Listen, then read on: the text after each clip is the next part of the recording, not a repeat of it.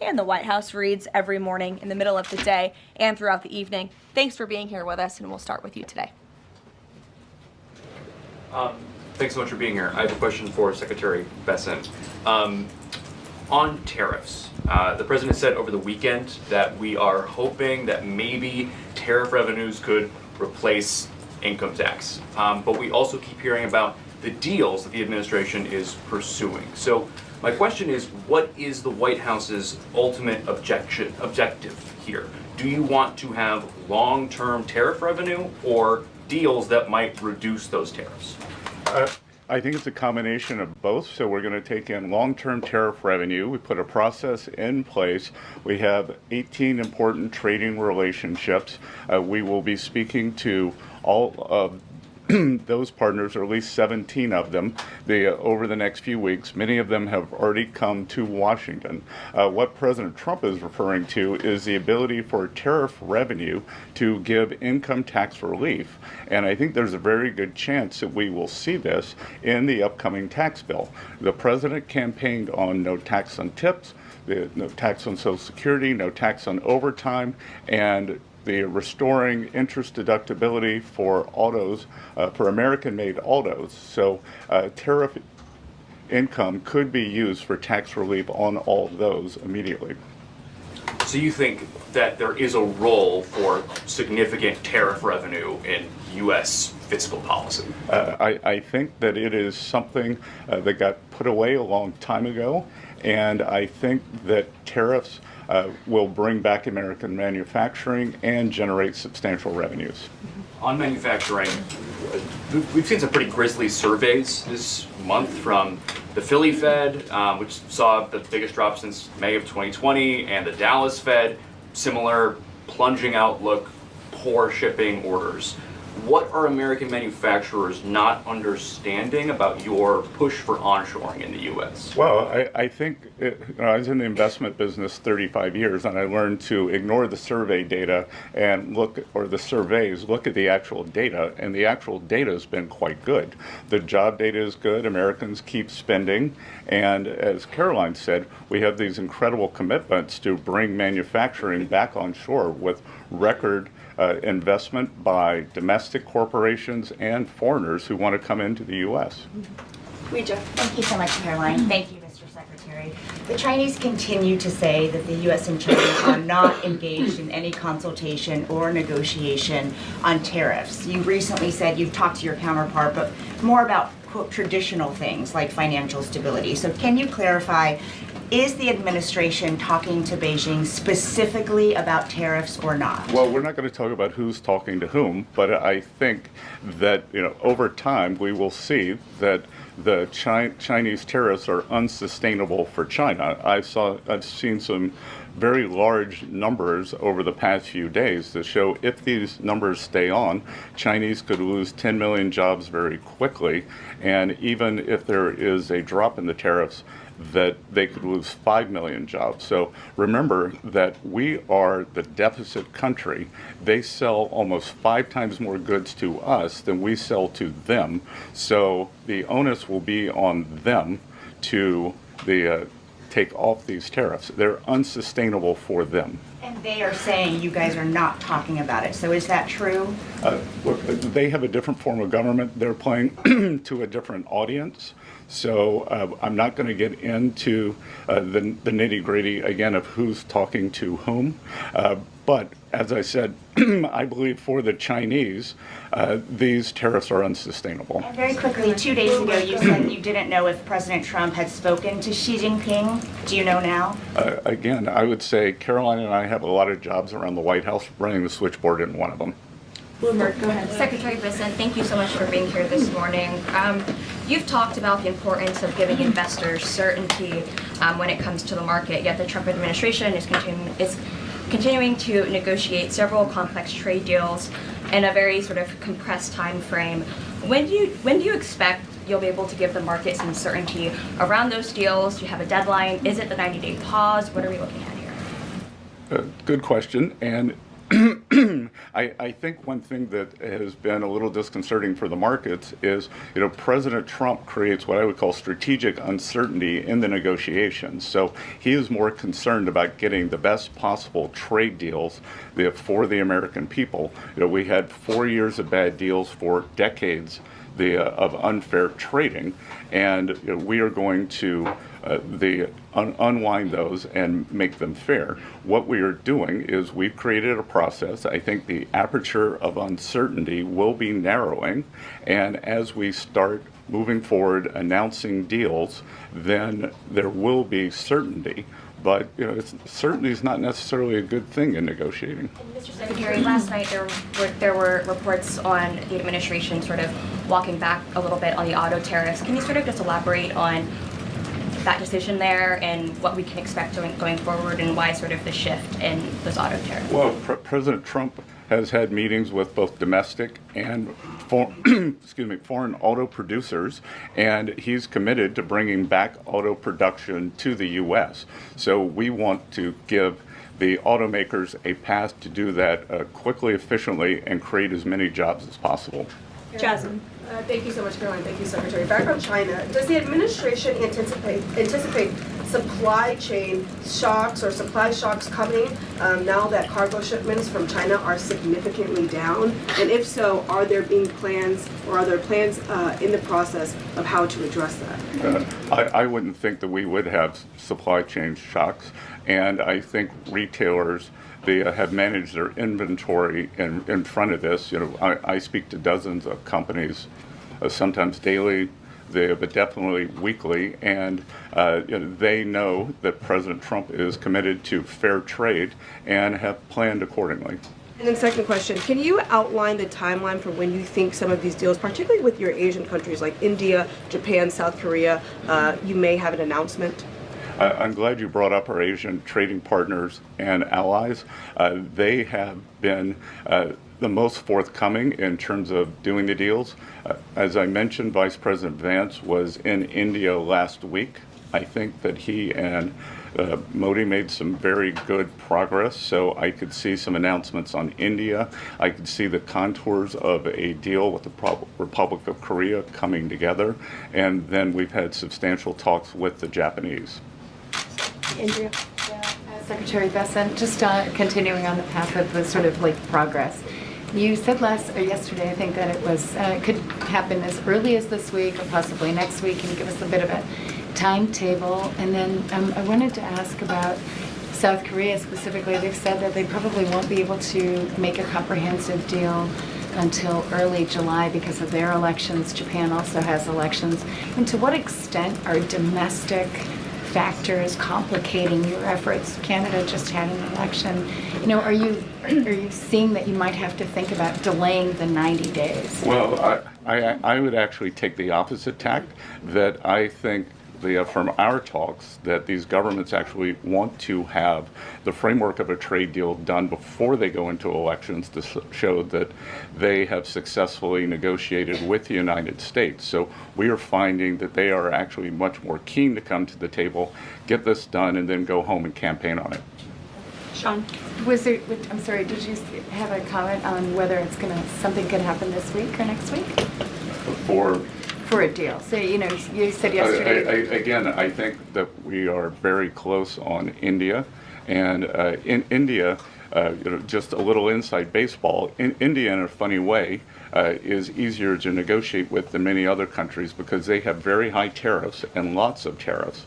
So it's much easier to confront the direct tariffs when as we go through these unfair trade deals that have been put in over decades, that the non-tariff trade barriers can be much more insidious and also harder to detect. So a country like India, which has the posted and ready tariffs, it's much easier to negotiate with them. So I think the India negotiations are moving well. Sean, go ahead. Hi, Mr. Secretary. So it was reported this morning that Amazon will soon display a little number next to the price of each product that shows how much the Trump tariffs are adding to the cost of each product.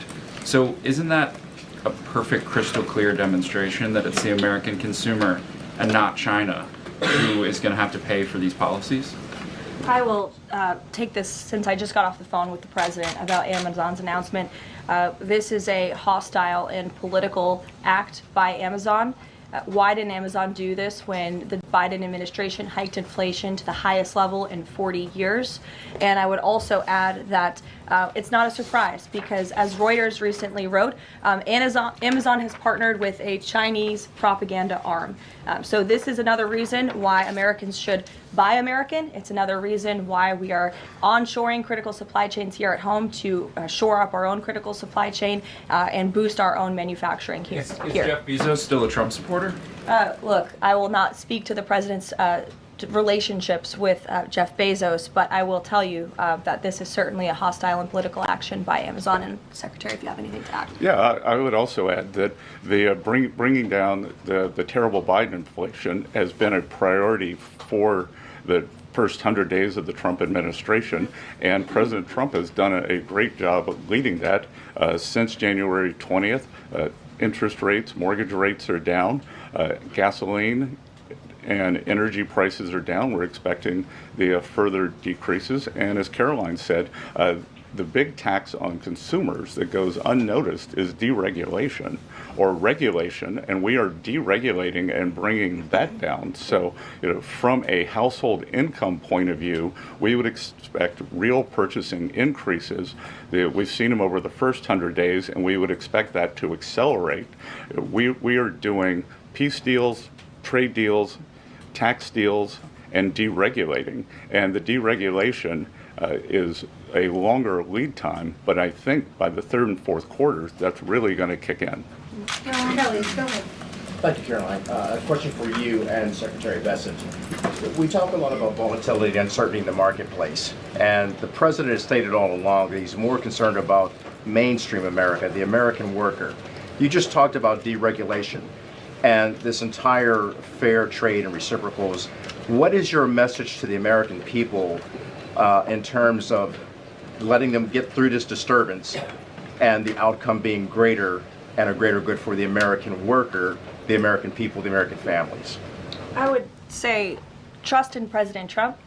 There's a reason he was reelected to this office. It's because of the historic success of his economic formula in the first term. And as I laid out at the beginning of the briefing and the Secretary has talked about and the President talks about every day, there's a proven formula that works.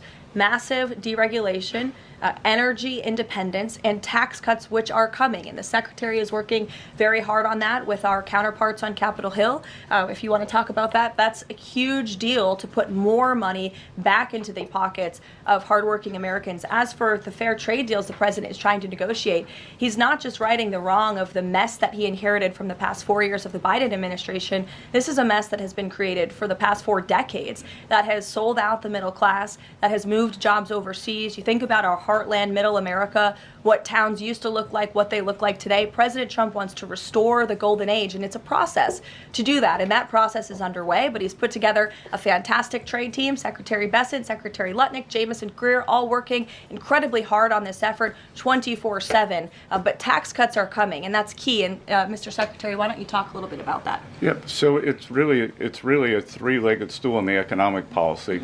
It's trade, it's tax, and it's deregulation. So we are in the midst of addressing, as Caroline said, these long-term trade imbalances. The tax bill is going much better than I would have thought when I took office on January 28th, and that's through President Trump's leadership. That Speaker Johnson, Leader Thune are united. Speaker Johnson, we had a very good meeting yesterday with somebody called the Big Six, NEC Director Kevin Hassett, myself, Speaker Johnson, Leader Thune, Committee Chairman Jason Smith, and Senator Crapo. And the tax bill is moving forward. It is going to give permanence to the 2017 Tax Cuts and Job Act, which will, back to the question on certainty, it will give American business certainty, it will give American people certainty, and then President Trump is also adding the things for working Americans, that is talked about earlier, no tax on tips, no tax on overtime, no tax on Social Security, making auto payments deductible. So that will substantially address the affordability crisis. And the other thing that I would note, and back to data, is that the Vanguard, one of the largest money management firms in America, said that over the past 100 days, 97% of Americans haven't done a trade, and in fact, individual investors have held tight while institutional investors have panicked. So individual investors trust, investors trust President Trump. Megan, in the back. Thank you both. Can you detail for us exactly what we should expect as far as relief on the auto tariffs front? And then further, Mr. Secretary, should we expect other industries to also get relief the way we've now seen for auto and tech as well? I'm not going to go into the details of the auto tariff relief, but I can tell you that it will go substantially toward reshoring American auto manufacturing.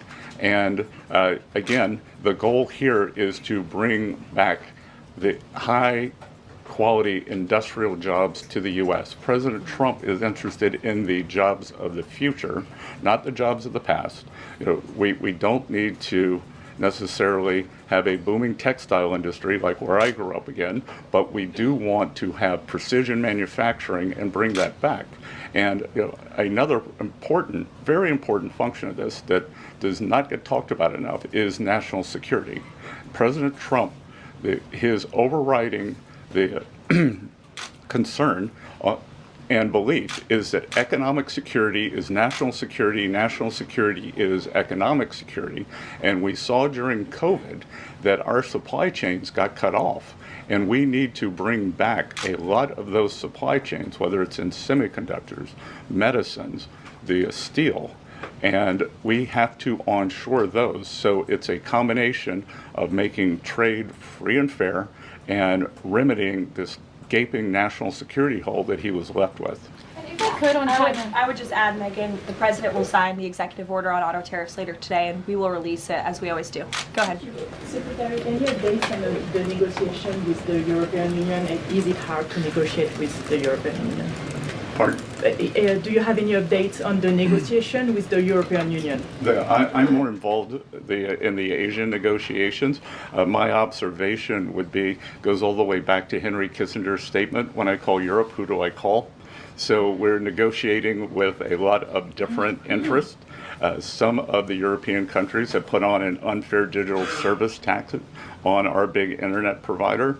France and Italy, other countries, Germany and Poland, don't have that.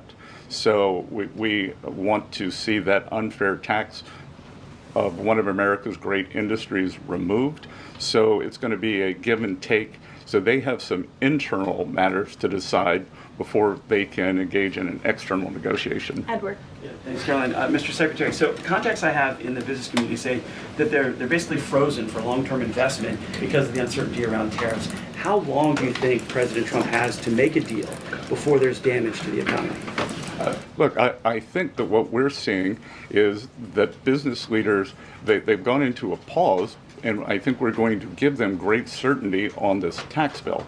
And I think over the next couple of weeks, as I said, we have 18 important trading relationships. We'll put China to the side. 17 they are in motion. And then, as I said yesterday, I think there's a very good chance we're going to get this tax bill done. And the tax bill is going to be very powerful for domestic U.S. investment. So what we are going to do, one of the most powerful parts of President Trump's 2017 tax bill was full expensing of equipment. We are going to make that, as President Trump said in his speech to Congress, that will be retroactive to January 20th. The other thing that we are looking to add is full expensing for factories. So bring your factory back. You can fully expense the equipment and the building. We will couple that with deregulation, cheap energy, and regulatory certainty, and that will continue to make the U.S. the greatest destination for domestic and foreign investment. And the president, well, if I could follow, just the president said that world leaders would like to meet with him in Rome, in Vatican City, about trade. Other than President Zelensky, who did the president meet with and about trade, and when could we get some of those deals? The president met with President Zelensky, as you know, which we talked about, and the president continues to be engaged with his fellow fellow leaders around the world in the European Union. You've seen many of them visit the White House. I want to harp on, in closing, the point the Secretary just made. On the campaign trail, the president promised the American public that he was going to make America the best country in the world to do business again. The lowest taxes, lowest regulation, lowest energy costs of anywhere in the world. And if you do business in the United States, you won't pay a tariff, you won't pay a price. That's not just good for companies around the world, but it's good for the American worker. That's what this team is focused so hard on every day. We have work to do. The golden age of America is underway. But as I pointed out in the beginning, there's a lot of reason for the American consumer, the American CEO, the American small business owner to be confident and optimistic about this president and where we're headed. So you will hear more from the president himself later this evening. He is traveling to Michigan, as you all know. He'll make a stop at the Air Force Base with Governor Whitmer, and then we will head to a rally tonight where you'll hear more from him directly. So we'll see you in Michigan. Thank you, guys. Thank you.